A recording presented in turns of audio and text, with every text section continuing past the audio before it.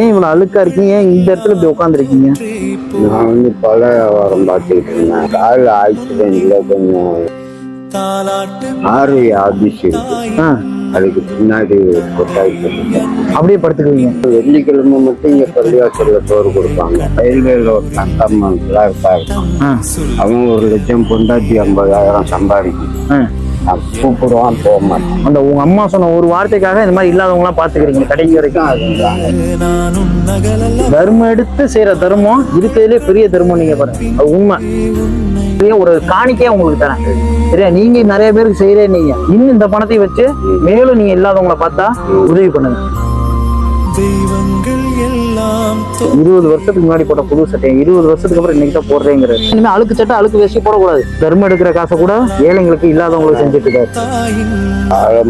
தர்மம் செய்வீங்க, கடவுள் கூடவே